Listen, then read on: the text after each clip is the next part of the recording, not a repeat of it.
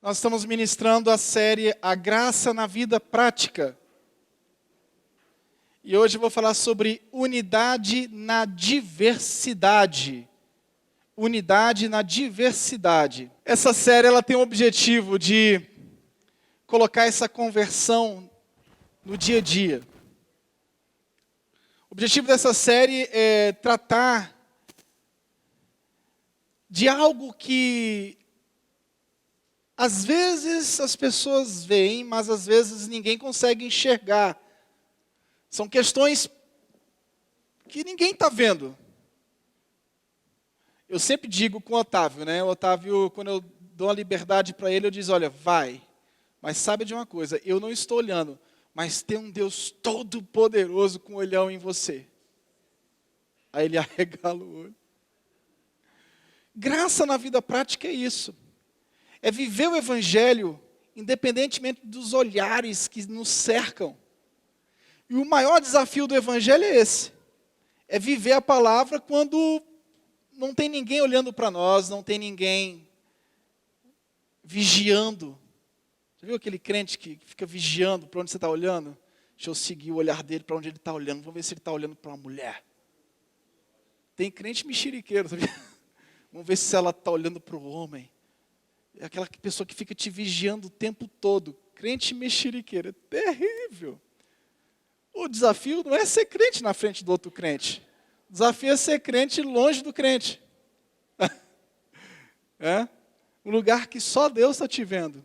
E parece que o lugar que só Deus está nos vendo, a gente fica mais à vontade, né? Então essas motivações precisam ser corrigidas. Porque são essas questões que mais pegam as nossas vidas. Diz assim, eu já vou falar sobre unidade na diversidade, um tema que vai servir para todas as áreas da sua vida. O que eu vou falar aqui hoje pode servir para o contexto da igreja, pode servir para o contexto da sua família, pode servir para o contexto profissional, porque unidade na diversidade envolve toda a nossa existência. Toda a nossa existência. Tá ok? Vamos lá, capítulo 1, primeira carta de Paulo aos Coríntios, capítulo 1, versículo 10 diz: rogo-vos, irmãos, pelo nome de nosso Senhor Jesus Cristo, que faleis toda a mesma coisa e que não haja entre vós divisões. Antes, sejais inteiramente unidos na mesma disposição mental e no mesmo parecer. Meus irmãos amados, o maior desafio em todas as estruturas da sua e da minha vida, na sociedade, na sua vida como família, como profissional, como membro de uma igreja, o maior desafio que nós enfrentamos é o desafio da unidade.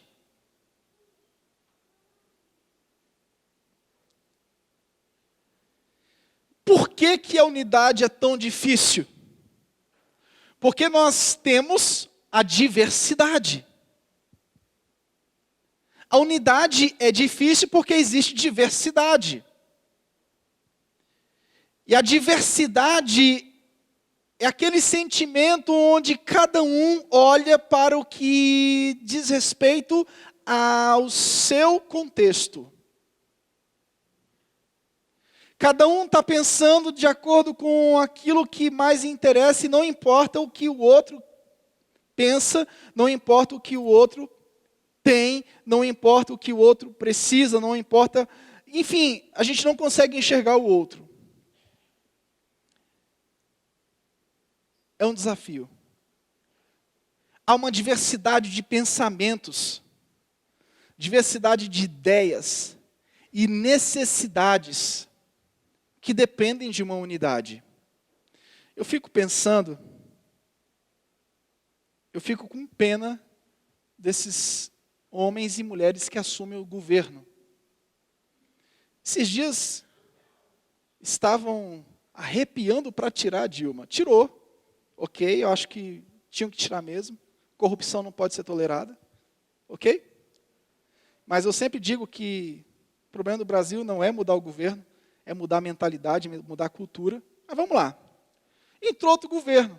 Agora as redes sociais agora estão matando em cima do Michel Temer, porque ele mexeu na cultura. Sim, ele tinha que mexer em alguma área.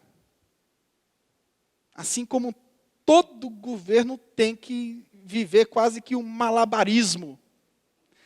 Aí está todo mundo dizendo agora, poxa, a gente demorou 1 ano e meio para tirar a Dilma e agora o Michel Temer vem e não está satisfazendo os nossos interesses.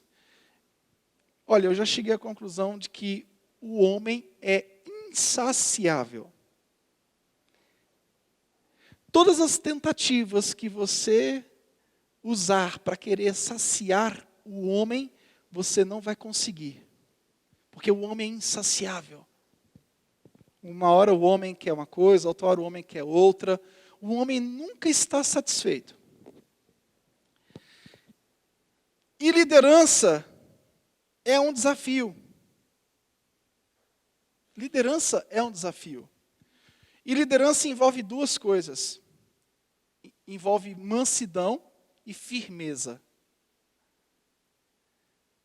Vocês aqui ou são patrões, empregadores ou são empregados. Toda profissão é digna. É por isso que empregador e empregado têm a mesma dignidade na minha visão. Independentemente de tudo, de hierarquia, toda profissão é digna. E você enfrenta isso no seu dia a dia. Ora como patrão, ora como empregado. Ora como líder e ora como liderado. É um desafio liderar. Porque nós estamos lidando com uma diversidade de interesses.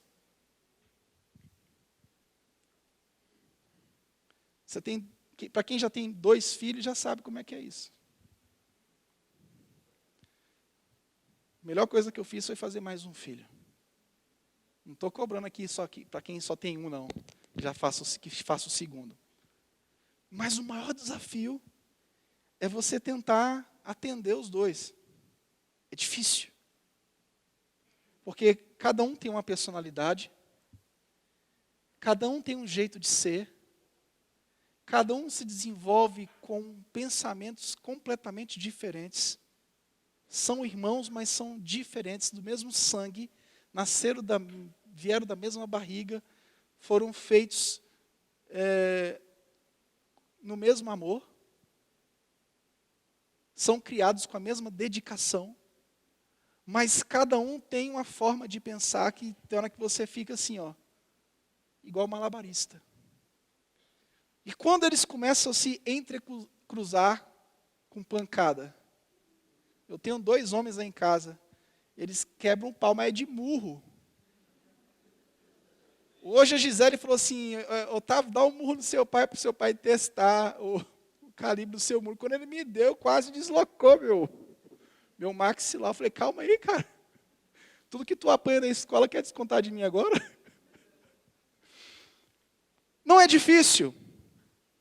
E essa carta de Paulo aos Coríntios, ela trata de algo que é o desafio de todo tempo. É o abacaxi que todo cristão tem que descascar em toda época, em qualquer contexto cultural. É o abacaxi do orgulho. O orgulho é quando eu penso não no todo, mas quando eu penso em um setor, em uma área, em um aspecto. Sabe o marido que chega e diz, eu tenho que trocar de carro, mulher. Porque o nosso carro já não presta mais. Por que não presta? Não, porque deu um problema no parafuso. Um parafuso do carro. Aí a mulher chega para o marido, não, negativo. A cozinha lá de casa. A minha irmã trocou a cozinha dela está maravilhosa. Gente, não tem troço mais invejoso que mulher com mulher. A amiga troca a cozinha, no outro dia a outra coleguinha tem que trocar toda a cozinha também. Existe um espírito de inveja. Mulher, ela olha para o sapato da outra, mas é quase que jogando uma praga para a mulher cair e o salto quebrar, porque o sapato é bonito demais.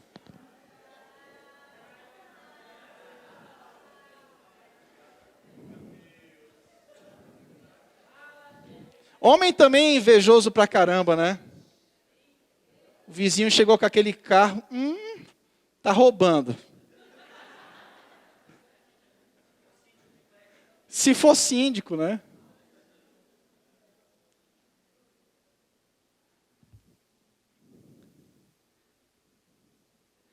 Essa carta fala de um sentimento anti-Paulo.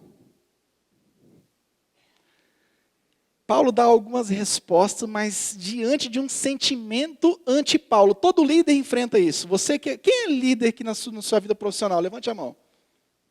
Levante a mão quem lidera aqui. Gente, tem mais pessoas que lideram. Você lidera algum setor, levante a mão. Vendas, qualquer coisa. Tem ali um pequenininho que lidera. Então você sabe o que eu estou falando. No ambiente onde há a figura de um líder e de liderado, há a figura do sentimento anti-fulano.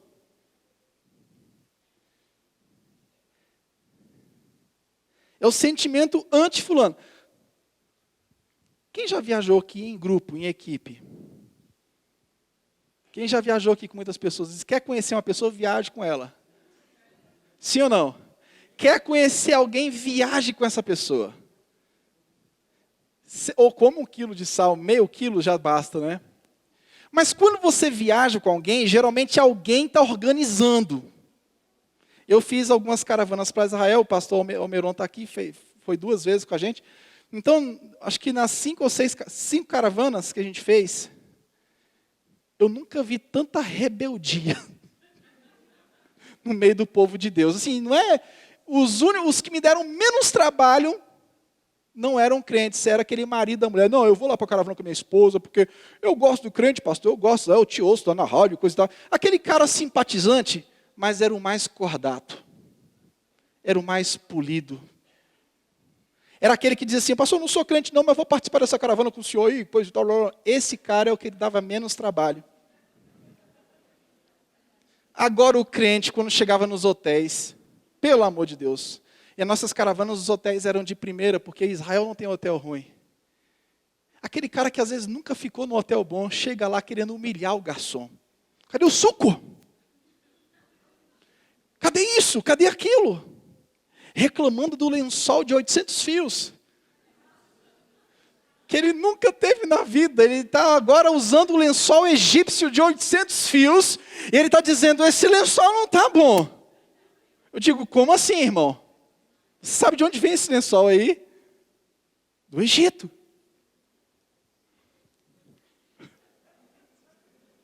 Crente.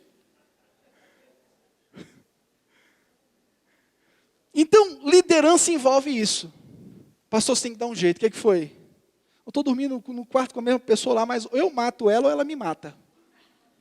De irmão, a gente está na caravana.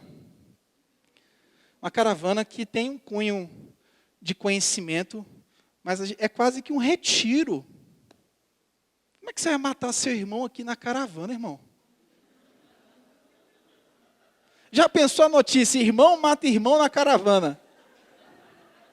Calma, vocês foram para Israel ou para o inferno? Porque chegou no inferno, né? Puxa, você está aqui também? Não, eu vou te matar. Você está entendendo como é que é? Liderança envolve isso. E a gente precisa entender esse tipo de coisa que acontece. Paulo enfrentou isso. A igreja de Corinto era uma igreja que estava tendo alguns problemas, dissensões. Diga-se de passagem, a dissensão na igreja de Corinto gerou todos os demais problemas. Dissensão gerou imoralidade. Por quê? Por que dissensão gera imoralidade? Esse sentimento de ataque contínuo, ele te leva a viver de uma forma que não glorifica o Senhor. E você deixa de se alimentar do Evangelho Pessoas muito truculentas, elas acabam caindo fácil. Não porque o pastor jogou uma praga, ou porque se levantou contra o ungido do Senhor. Não, mas é porque a imoralidade acaba sendo o alimento de quem não se alimenta mais da verdade. E o espírito de dissensão em Corinto gerou todos os demais problemas. Os principais teólogos, eles afirmam isso. Hayken, ele fala isso. Olha, esse espírito de dissensão, ele desencadeia uma série de outros problemas. Desencadeou uma série de outros problemas na igreja de Corinto. Imoralidade. Paulo enfrentou, teve que responder questões complicadas acerca do sexo, do casamento, dos ídolos, da ceia do Senhor, a questão do amor, dos dons, ressurreição. Puxa vida, pense num povo ungido, um povo retetero, o povo de Corinto. Ah, meu Deus, pulava que dava glória, que era uma belezura. Mas pense num povo mexeriqueiro, intrigas, confusões, fofocas, disse-me-disse. Eu sempre me desconfio, onde tem muito fogo, tem muita fofoca. Porque eu vejo o exemplo de Corinto.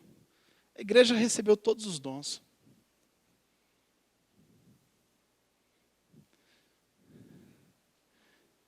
Igual o ciclo de oração, né? Eu sempre digo, irmãos, não fale o problema, não. Porque senão daqui a pouco todo mundo vai ficar sabendo.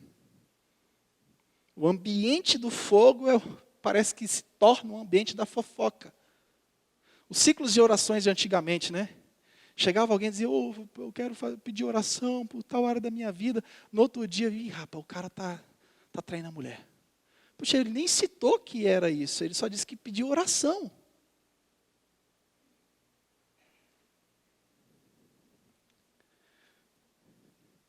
Paulo queria corrigir falsos ensinos e uma prática que não condizia com o evangelho.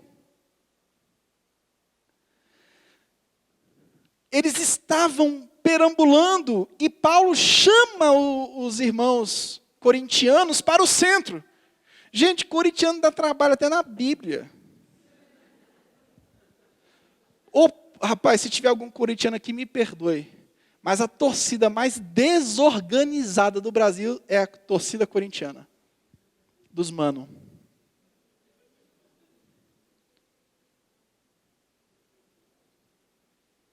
Paulo chama para o centro. O centro é o evangelho. O centro é a cruz. O centro é Jesus. O centro é o poder do Espírito Santo. Pastor, sou um homem de oração. Estou vendo. Os frutos estão dizendo que você é um homem de oração. Paulo trata aqui da igreja como corpo. A igreja é o corpo de Cristo. A igreja não é o corpo de Hitler. A igreja não é o corpo de Mahatma Gandhi. A igreja não é o corpo. Dá exemplo aí. De Madre Teresa de Calcutá. A igreja é o corpo de Cristo. E tem como cabeça Cristo. E nós estamos interligados uns aos outros nessa conjuntura do corpo. O Espírito Santo deve ser o poder que nos une. A disciplina é essencial no corpo. Ai, o pastor disciplinou meu filho, vou sair dessa igreja. O pastor disciplinou fulano, não gostei. No dia que a igreja deixar de ser exortativa, de disciplinar, de exercer disciplinas, sejam elas diretas, ou disciplinas indiretas, aquelas disciplinas que a gente aplica com muita sabedoria. Ali, muita sabedoria. No dia que a igreja deixar de exercer isso, ela deixa de ser igreja. A qualidade de ser da igreja passa pela disciplina, e Paulo vai tratar aqui, no capítulo 5. A revelação de Deus é a nossa direção. E Paulo trata do orgulho da dissensão. O orgulho e dissensão destroem a estrutura da igreja. A unidade de Corinto havia sido quebrada. Muitos outros problemas começam a surgir. Você sabe quando você vai tomar aquele cafezinho lá no seu emprego, e vai sempre um amigo com você? Tem sempre algum amigo que gosta de sair para tomar um cafezinho com você, nesses intervalos do emprego. Mas às vezes ele gosta de sair para tomar um cafezinho com você, é para falar mal dos outros. Eu tomo muito cuidado hoje com o tipo de café que eu tenho que tomar. Eu sempre estou organizando qual é o tema que nós vamos tratar no café, porque senão vira fofoca. Vira disse-me-disse.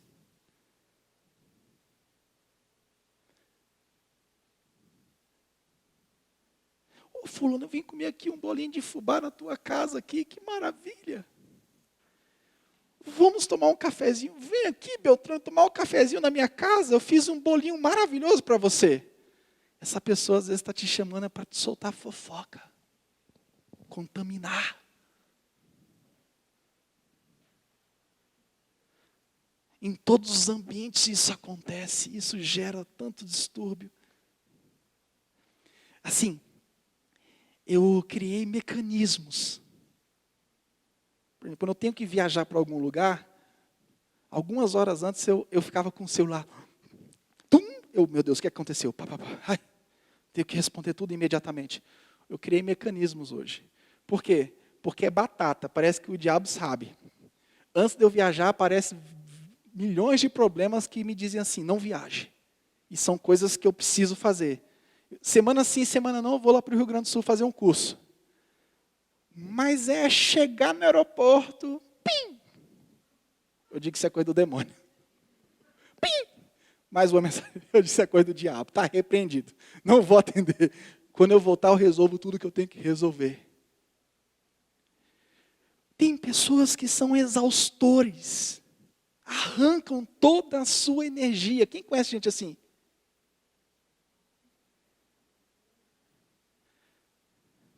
Tem pessoas que conseguem acabar com o seu dia. Tem pessoas que arrancam a sua alegria naquele dia. Você passou um dia tranquilo, feliz, na presença de Deus, daqui a pouco vem, fulano, você está bem, né? Mas a coisa aqui fora não está bem, não. O negócio aqui está pegando fogo. E a pessoa te solta. E fofoca, intriga, mexericagem. Isso vai prejudicando o seu dia a dia. Isso prejudica a sua vida na igreja. Isso prejudica a sua vida profissional. Isso prejudica a sua concentração. Você não consegue nem mais ler a Bíblia. Porque você quer simplesmente que tudo seja resolvido.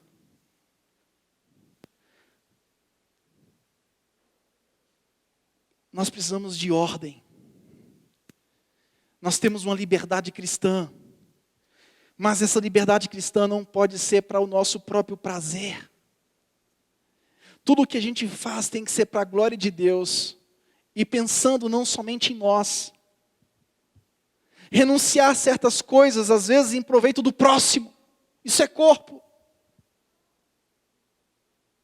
Renunciar a algumas coisas em proveito do próximo. Às vezes a nossa consciência não nos acusa, mas por amor ao próximo a gente prefere renunciar. Isso é corpo. O corpo funciona assim. Uma renúncia em relação a Deus e uma renúncia em relação ao próximo. Mas infelizmente tem pessoas que acham que as coisas têm que girar só em torno delas. O narcisismo é muito forte, tudo tem que girar em meu redor. Se não for tudo comigo, não dá certo. Nós temos que ter uma visão do todo. A nossa visão é do todo. Por que há muito divórcio?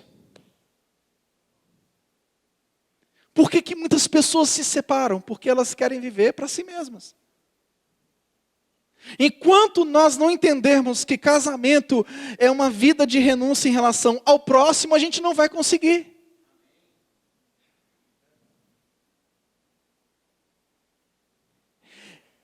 Enquanto nós não entendermos que a vida é uma renúncia em prol do próximo, a gente não vai conseguir desenvolver relacionamentos.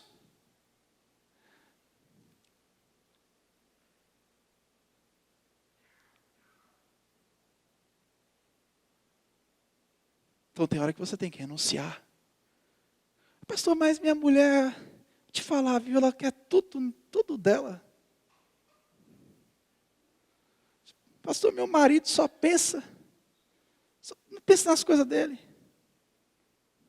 Meu marido não quer saber se eu estou com problema, se eu estou com TPM. Um homem, ele quer sexo todo dia, ele não quer saber se eu estou com menopausa. Que é assim, né? O marido enfrenta a TPM, depois vem a menopausa, não deu nem intervalo. Podia, tipo assim, dar um intervalo assim, de uns 10 anos para o casal. Né? Mas parece que termina um e pum, engata outro.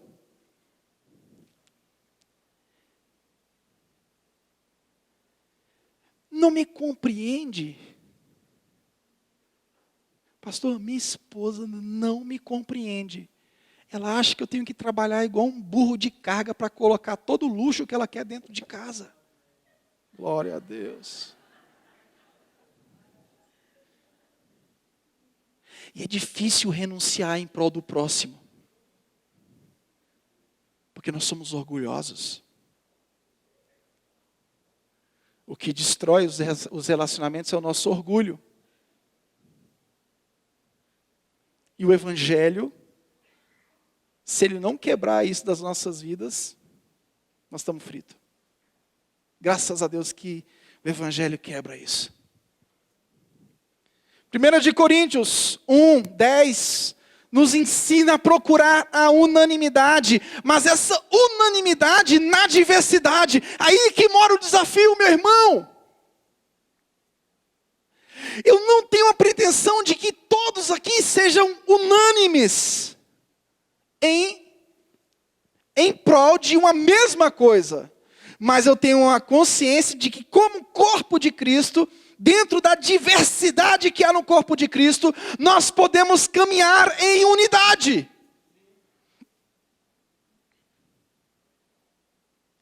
Nós podemos caminhar em unidade. Nós já perdemos 3 igrejas por racha, que racharam, saíram. O diagnóstico é sempre o mesmo. Não querem caminhar em unidade. Todo mundo quer ser cacique. E na tribo, quando tem muito cacique, não dá certo. Deve existir liderança, liderança é essencial. Nenhum projeto no planeta dá certo sem liderança. Inclusive igreja. Nenhum projeto no mundo desenvolve bem sem liderança. Inclusive na casa do Senhor. O negócio na casa do Senhor é que às vezes você tem que ser manso, mas, porém, firme. Você não pode ser um déspota, mas tem que ser firme, porque senão vira um banana.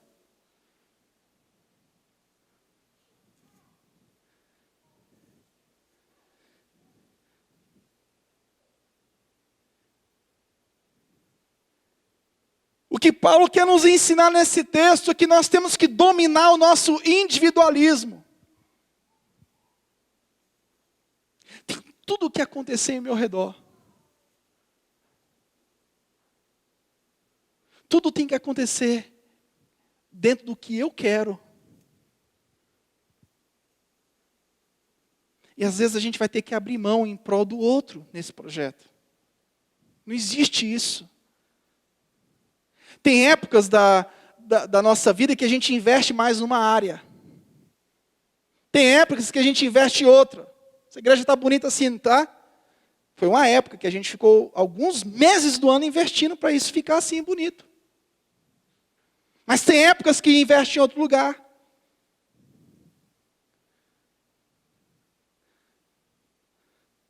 Agora, já pensou? Se eu tiver que focar só numa área, o que vai acontecer? A gente precisa controlar a nossa sede de querer ver as coisas acontecendo só do nosso jeito. Tem que olhar para tudo. Calma aí, mulher. Tem IPTU para pagar. Calma aí, homem. Vai comprar carro para quê? Tu não está conseguindo nem pagar o IPVA daquele que tu está andando. Não está conseguindo pagar nem o IPVA e vai comprar outro carro.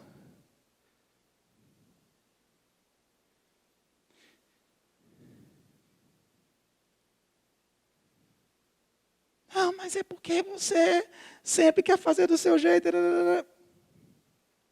A gente precisa aprender a viver unidade. Unidade não é satisfazer tudo que o outro quer. Unidade não é bater continência para uma liderança déspota, não. Mas unidade também não é dizer não para tudo.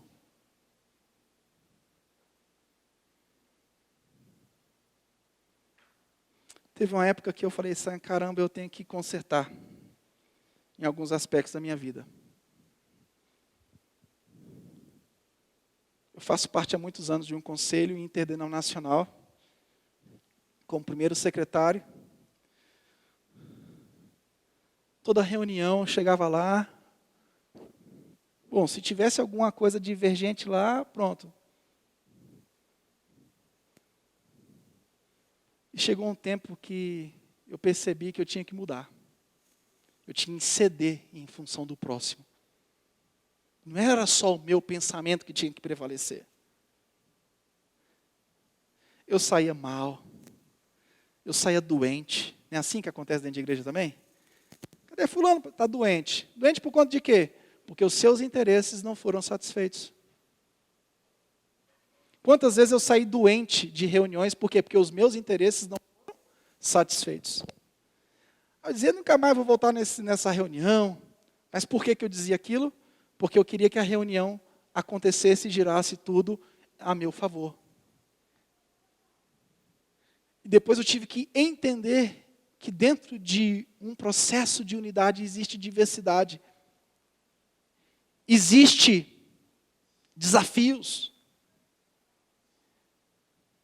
Tem pessoas que têm dificuldade na vida profissional. Ninguém quer trabalhar com você às vezes. Que chega na reunião, pronto, você é contra tudo. Não cede em nada. Quando você chega, pronto, vixe, está chegando fulano, vai cortar tudo. Vai vedar tudo, vai riscar tudo, caneta tudo, nada presta, nada é bom, nada é bom. E o que acontece? Você se torna uma pessoa inconveniente. Então, o que tem que fazer? Você tem que sair daquele ambiente? Não, tem que mudar. Porque a saída pós-moderna é o seguinte, é chutar o pau da barraca. O casamento não deu certo, o que eu faço? Vou embora.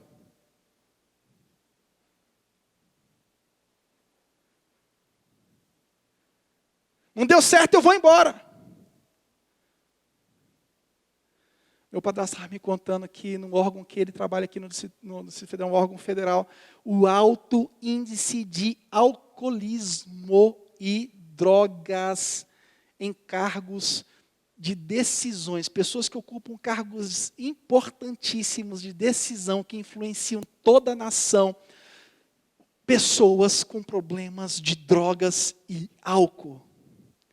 E ele me falou que foram investigar, eram os funcionários mais problemáticos, os que queriam que tudo fosse e acontecesse conforme o seu jeito, a sua vontade.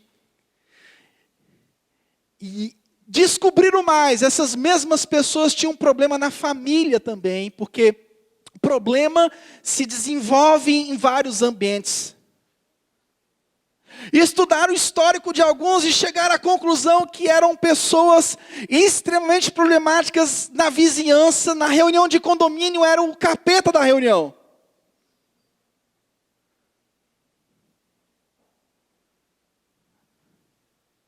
Então a gente tem que, meu Deus, Deixa eu parar.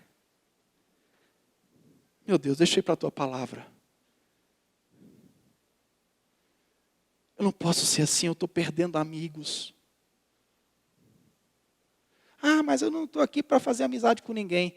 Se tu ficar 30 anos num órgão público e não for amigo de ninguém, tua vida vai ser um inferno. Se você morar no mesmo condomínio 15, 20 anos e você não quiser fazer amizade com ninguém, se prepare. Tua casa vai pegar fogo e ninguém vai avisar. Sim ou não? A Gisele já chegou na vizinha lá, já fez amizade com ela. Ô, fulano, estou viajando, viu? Tá aqui meu telefone, coisa e tal. Né? Política da boa vizinhança. Mas tem gente que faz questão de ser antipático onde mora. Ser antipático onde trabalha. Ser antipático onde congrega. É uma cadeia que vai desencadear. É uma cadeia que vai sendo formada. Na sala de aula, eu estava falando com a Gisele, tinha uma mulher lá, toda tupetuda, né? E chamando um professor de você. Toda íntima do professor, né? Professor, você. Aí eu ia cortava ela, professor, o senhor.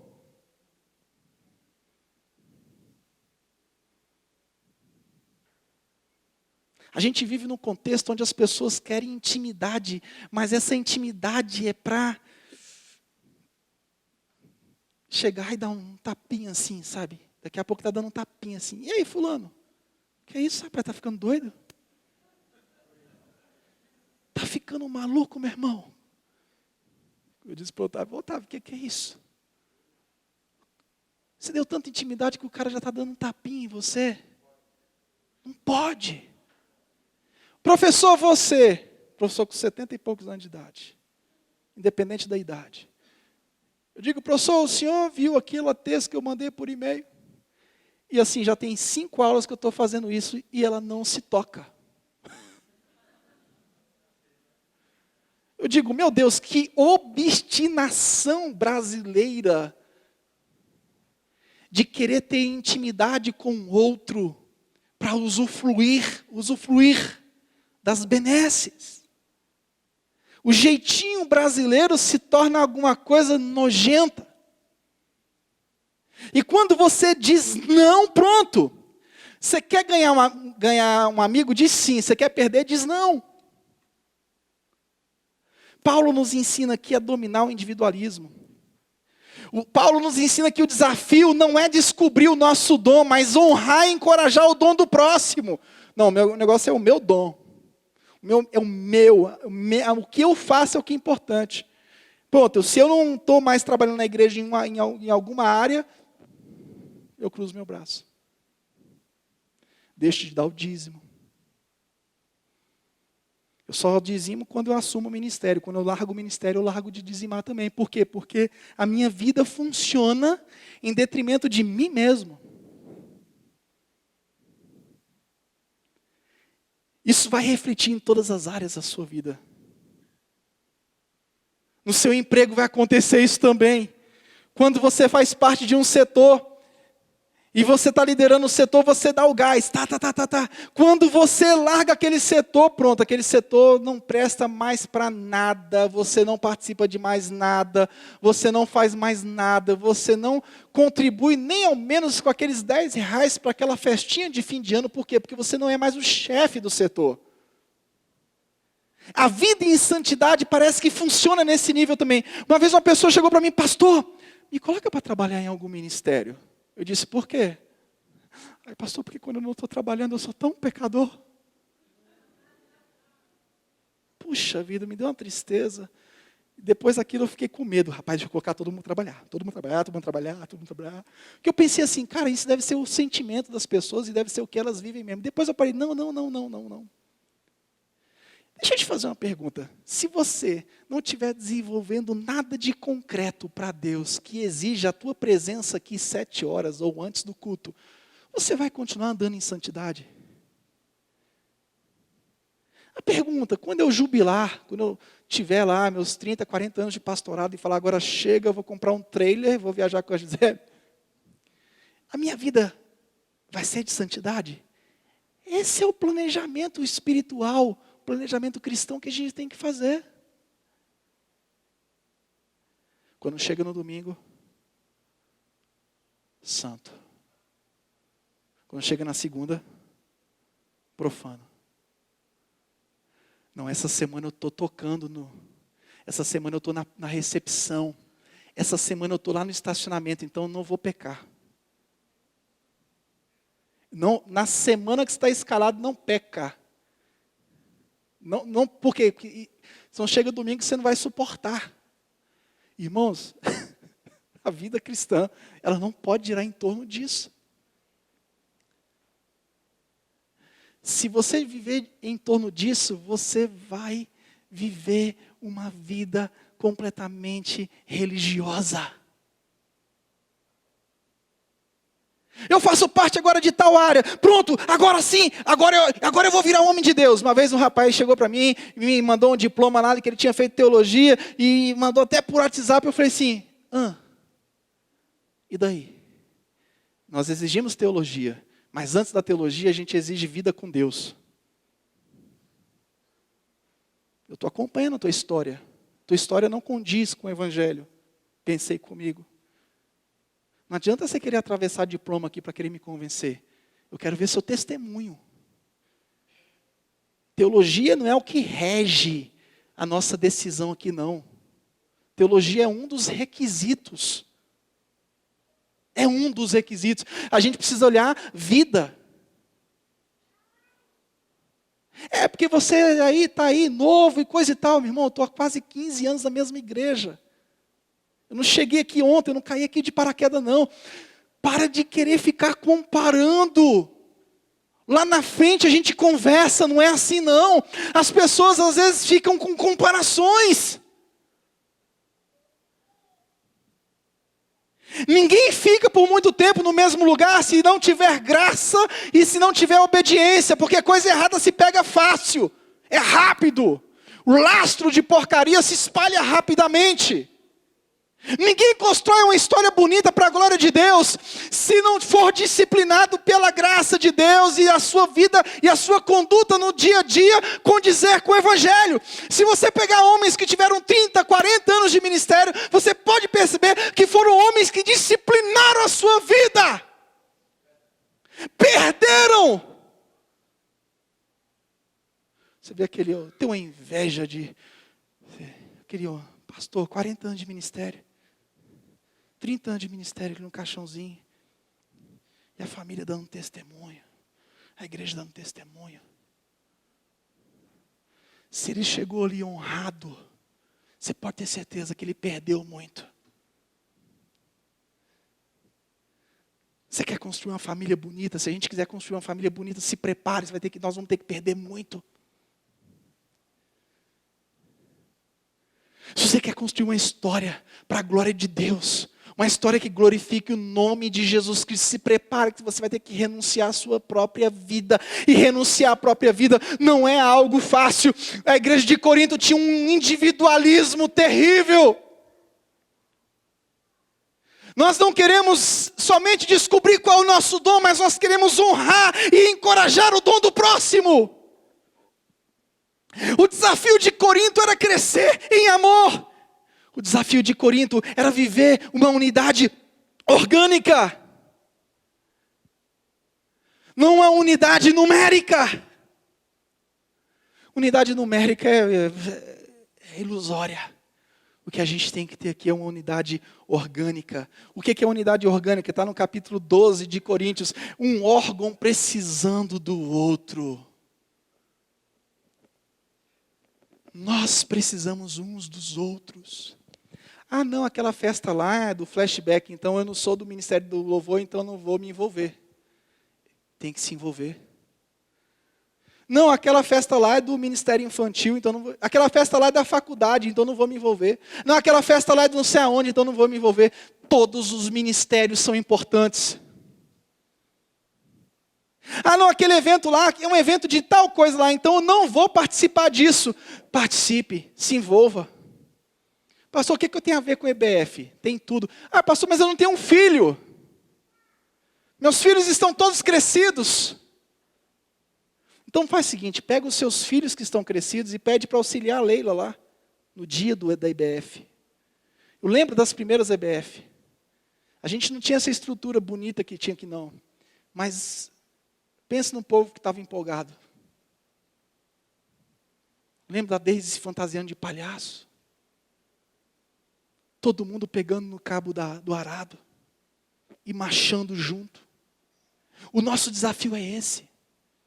Eu não faço parte de tal coisa, então não tem nada a ver com isso. Meu irmão, pelo amor de Deus, onde nós vamos parar? Não, eu não organizo o café. Quem organiza o café é a irmã Raquel. Então eu não tenho que levar lá alguma coisa para o café. Eu não preciso ajudar a irmã Raquel no café. Precisa. Pastor, eu não faço mais parte da presidência do meu setor, da minha vida profissional. Que o outro se ferre todo e se lasque todo.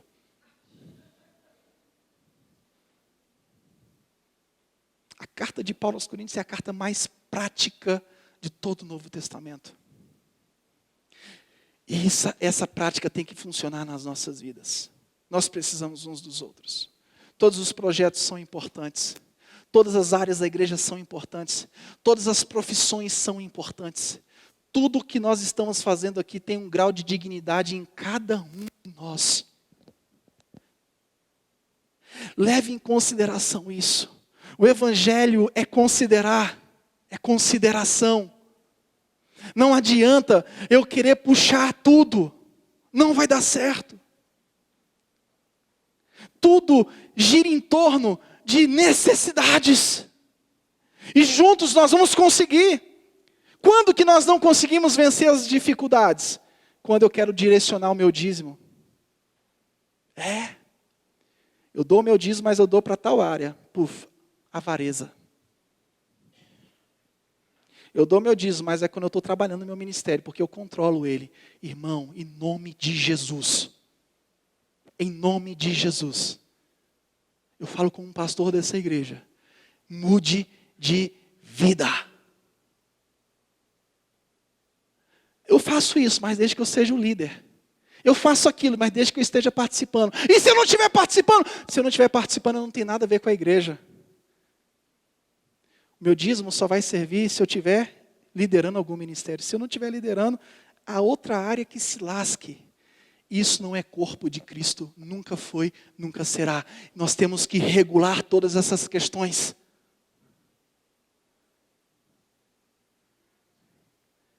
O corpo é orgânico. E se ele não trabalhar como organismo, ele vai desalinhar todas as áreas. Tudo vai ser, vai entrar o trilho, vai sair do lugar. E quando um trem passar, o trem vai deslocar e vai bater. A partir de hoje, eu queria que você refletisse nisso. A unidade da igreja é orgânica. A sua vida deve funcionar do ponto de vista orgânico. Você faz parte de alguma coisa. Se você não fizer parte daquilo, dê o sangue do mesmo jeito.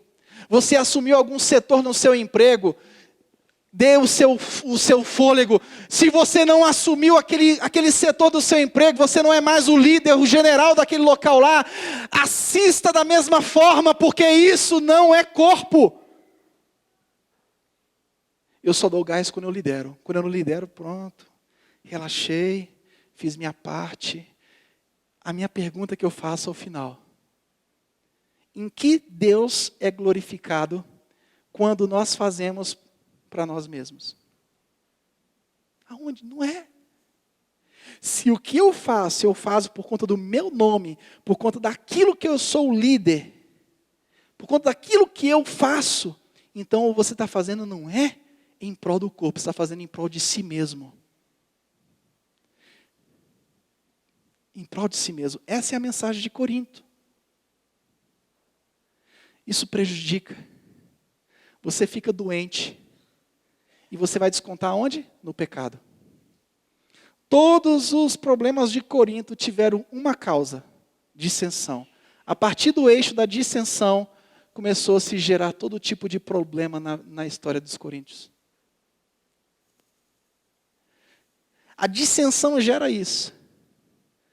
você deixa de se deleitar na presença de Deus, porque você já tem prazer, e começa a se deleitar no pecado. Começa a se deleitar em algo que substitua aquele prazer que você tinha, o prazer de servir, o prazer de fazer, sem que o seu nome fosse glorificado, mas que o nome do Senhor fosse glorificado. Tudo o que façamos, façamos para a glória de Deus. Independentemente se eu esteja envolvido diretamente. O seu filho já não precisa mais do ministério infantil. Então você não pode ter essa mentalidade, vou deixar de dizimar porque meu filho não faz mais parte do ministério infantil, então quando ele fazia parte do ministério infantil, eu dizimava porque eu queria ver melhoria no ministério infantil. Vocês estão percebendo que o problema é cultural? O problema é muito maior que a gente imagina. Muito maior.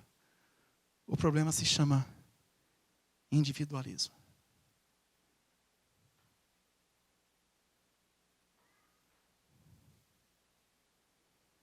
Vamos vencer isso.